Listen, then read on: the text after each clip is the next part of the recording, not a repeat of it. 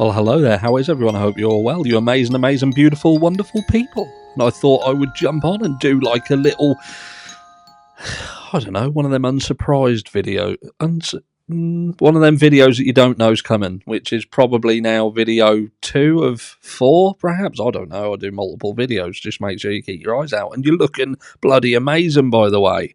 And what are we talking about in this little old video? We're talking about the crazy fucking grandma, aren't we? The one who has been accused of murdering the 2 Kansas mums alongside 3 others. So we have a touch on it because there's chatter.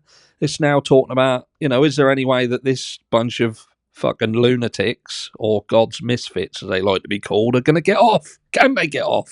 Is it possible? Is it possible?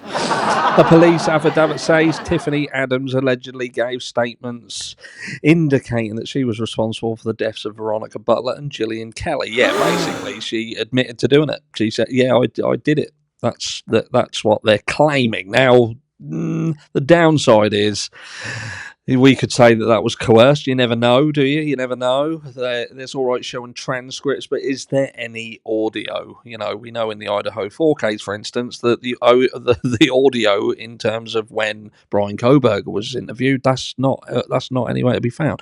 But it says investigators say they believe that Butler and Gillian Kelly were lured to the location, arriving at around 9:40 a.m. Besides the pools of blood, officers found Butler's glasses on the ground near a broken hammer.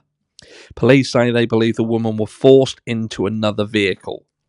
Much information has been released in the probable cause affidavit, but not the women's cause of death. The bodies were found in a cattle pasture leased by Tad Burt Cullum, and which was the boyfriend of grandmother Tiffany Adams. So we're now saying, where are we? The location was narrowed down by cell phone data from 3 burner phones, which they've obviously found the fact that not only did the crazy lunatic granny do searches on stuff like tasers and burner phones and pain thresholds, and even she'd searched before how to get someone out of a house when they'd apparently there was a previous plot to lure this woman out of her house and throw a fucking anvil through the front window of the car while she was driving to make it look like an accident, because apparently anvils fly through the air all the time, and it's a common occurrence. I'll have to search that up. Mind you, I shouldn't really be searching stuff up because that's how you end up getting caught if you ever do anything bad. But they are saying that it's not what was searched, what's the problem, it's when these things were searched. Because what they're saying is, if searches are done, say, on the purchase of tasers and pain thresholds and that, if that's done before a situation arises, that's a problem. If it's searched during, then apparently that's not such a problem, even though this seems to be a massive problem.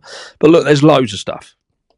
You read that all day long. At the end of the day, I think we know what happened. There was a custody battle that went on for 5 years, which, if you ever need a motive, it seems to be that when children are involved, that's a huge motive for things to go fucking south.